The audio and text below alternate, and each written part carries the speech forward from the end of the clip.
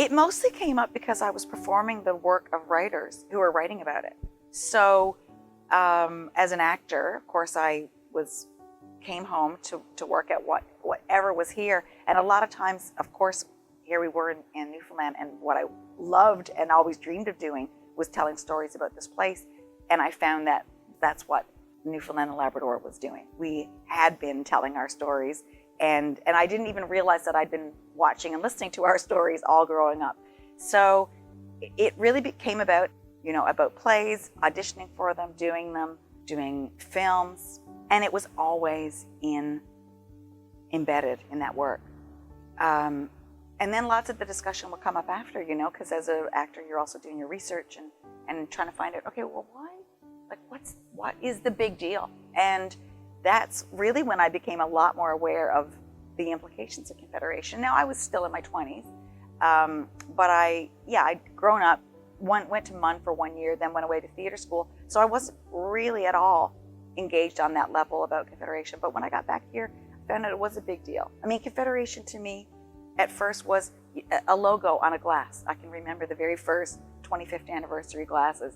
And we didn't have any kind of celebration that I can recall. But then when the 50th came around, my head was in a different place, because I was here, living in Newfoundland, in St. John's in particular. So living in St. John's and feeling very much like there was something missing. And I had already by that point lived in Ontario for 6 years.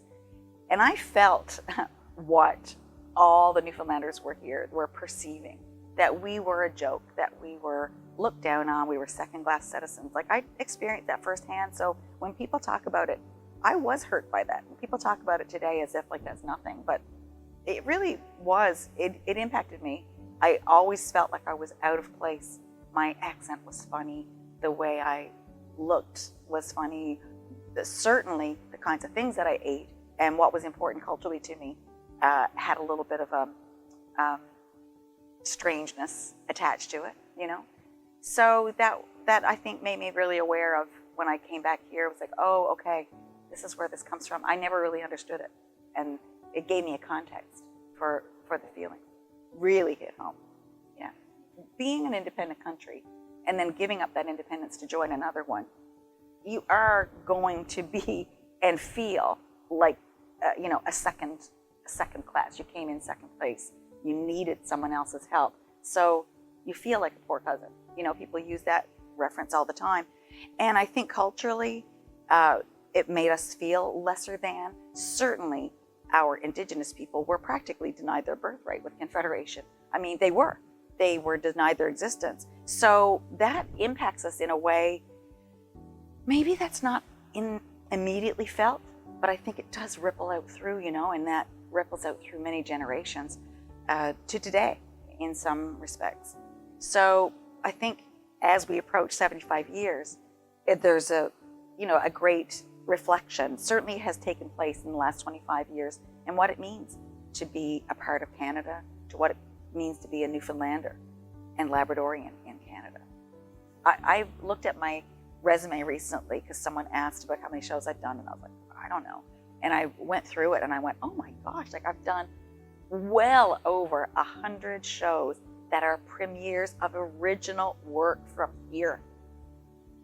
That's extraordinary. I told Andy Jones that one time, and I could see that Andy was shocked. And I thought, wow, that is truly amazing, actually.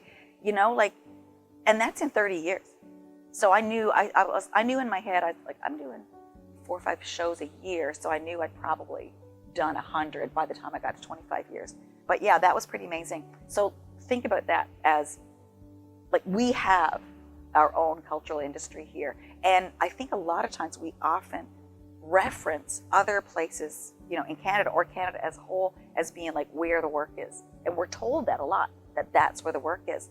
But I never believed that was true. And again, maybe it was the same delusion I was suffering under when I was back in St. Jack's thinking I'm going to be an actor, even though I didn't know what that meant. Maybe I suffered under that same delusion when I came home, but I came home and found, oh no, there's already people here doing that amazing work. And they really set the bar. I mean, people were doing amazing work and they set the bar high. And if you wanted to compete and do that work and be recognized and keep working, you had to, push yourself a little bit more. So I'm always amazed when I look back and see the kinds of work that we have created here just in the 30 years since I moved to St. John's. Like, I can see it across the province in Labrador. We're just so rich in talent, and we know how to tell our own stories, and we tell them best. I don't feel like it ever really was difficult to hang on to my own specific culture. I think culturally, we as Newfoundland Labradorians feel that we have lost something, and I recognize that too. I see it. I see somewhat of a grief in people who feel that they've lost or have to rediscover it.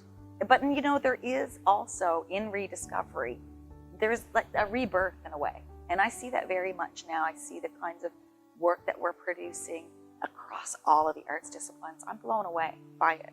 I saw an exhibit recently by Sherri Evans. I walked into the rooms and I was stunned and astonished at the depth of feeling that someone can capture on a canvas, in a projection, in a physical piece of work. I find that absolutely extraordinary. So, I guess what I'm saying is I discovered we're definitely not lesser thans. I came home to find out we're completely rooted and completely realized as a people here.